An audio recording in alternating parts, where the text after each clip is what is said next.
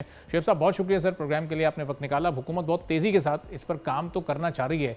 क्या आपकी नज़र में अभी तक वो रिजल्ट्स निकल कर सामने आ रहे हैं? अगर ये सब कुछ हो भी जाता है, 18 IPPs के साथ ये मामला हुकूमत के तय भी हो जाते हैं, टैरिफ रेट में कितनी कमी आ जाएगी? एक आम आदमी को कितना रिलीफ मिल सकेगा इसके नतीजे में? जी, बिस्मिल्लाहिर्रहमानिर्रहीम। अरबाब जहांगीर, पहले तो आपका बहुत शुक्रिया।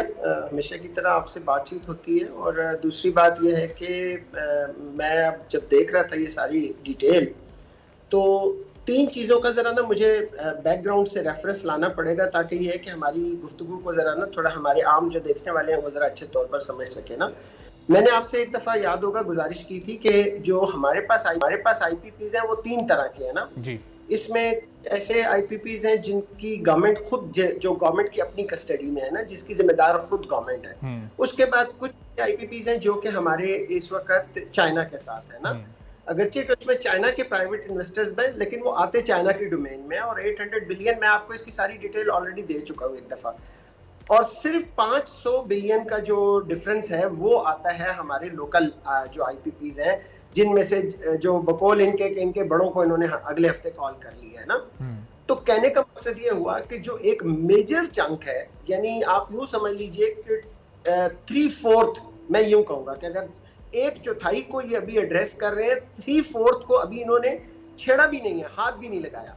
जबकि हमारी उन दिनों में बातचीत नहीं हुई जिन दिनों में SCO कॉन्फ्रेंस चल रही थी, तो मैंने उस वक्त कहीं एक और जगह मेरी बात हुई, तो मैंने कहा ये एक बड़ा अच्छा मौका था, इनके हाथ आया था कि चाइनीज प्राइम मिनिस्टर यहाँ मौजूद थे। चाइनीज प्राइम मिनिस्टर को बिठा के ही अपनी सारी सूरत हाल बताते, बजाय इसके कि हम यहाँ पे खुशियों के शादियाने बजा रहे थे कि पता नहीं हमने कितनी बड़ी SCO की कामयाब यहाँ पे कॉन्फ्रेंस करवा दी है। उसका जो फायदा उठाया जाता, अगर साइडलाइन मीटिंग्स के अंदर यही जो बात आज ये इन 18 IPPs के साथ करने लगे हैं ना, टेक एंड पे वाली बात, तो ये उनसे बात करते हैं कि भाई हमारी इकोनॉमी इस वक्त इस कंडीशन में नहीं है कि हम आपको इतनी बड़ी ह्यूज रकम 800 बिलियन तो हमें सिर्फ चाइनीज IPPs को देना है। तो मेरी सिर्फ अब इससे अंदाजा लगा लें कि मैंने आपको एक सिंबॉलिकली, एक अलामती तौर पर ये बताया कि 1/4 को हम अभी एड्रेस करने लगे हैं, 1/4 हिस्से को। और उसमें से भी जो एक बड़ा ह्यू एंड क्राई था कि जी 5 IPPs, तो वो भी मैं आपको बता चुका हूँ कि जी उसमें खबर ये चली थी। मुझे सिर्फ अफसोस ये होता है और मुझे समझ नहीं आती कि हमारे लोग इतनी गैर जिम्मेदाराना खबर क्यों प्लान करते हैं कि जी 2400 मेगावाट की IPPs को बंद कर दिया गया। वो भाई वो तो पिछले 5 साल से कुछ प्रोड्यूस नहीं कर रही थी। उसमें से हबको का तो वैसे ही अगले साल एग्रीमेंट खत्म होने वाला था। अब वो देखें, जो आप और मैंने आपको बड़ा क्लियरली बताया था कि 65 पैसा जी, अगर वो आज के दिन आप उनको बंद करके और उनकी रकम दे देते हैं उनको वापस, और जो रकम आप उनको वापस देंगे, याद रखें कि उसका जो बैलेंस होगा वो सर्कुलर डेट में ये डालेंगे।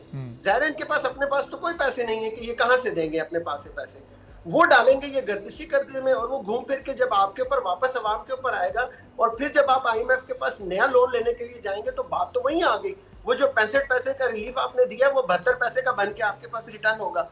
तो ये अल्फाज का जो गोरख धंधा है ना, और ये जिस तरह से मतलब लोगों को चीजों में उलझाने की कोशिश की जा रही है, और सिंबॉलिकली, मतलब मैं तो सिर्फ ये कहूंगा, मतलब अरबाब जहांगीर, मैं काश अल्लाह करे कि शायद हमारी कोई बात सुने, कि देखिए जिस तरह ये आईनी तरमीम और ये जो बाकी मामला जिनके ऊपर आप इतना बड़ा सख्त एक्शन लेते हैं कि आप लोगों की जिंदगियां बंद करके रख देते हैं, खुदा के लिए ये जो बड़ी बड़ी बैठकें हो रही हैं, ये बैठकें इस मुल्क के लिए भी होती तो कितना अच्छा होता।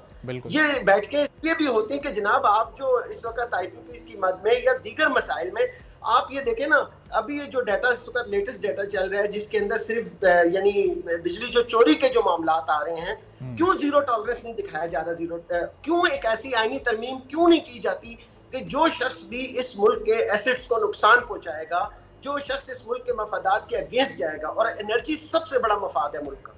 मैं आपको गुजारिश करूं कि एनर्जी सबसे बड़ा मफाद है, क्योंकि एनर्जी के साथ आपकी फूड सिक्योरिटी लिंक्ड है, और जब आपके पास एनर्जी नहीं होगी, वाटर नहीं होगा, फूड सिक्योरिटी नहीं होगा, तो इंसान जिंदा कैसे रहेगा। सब्सक्राइब करें और बेल दबाएं ताकि कोई खबर रह न जाए।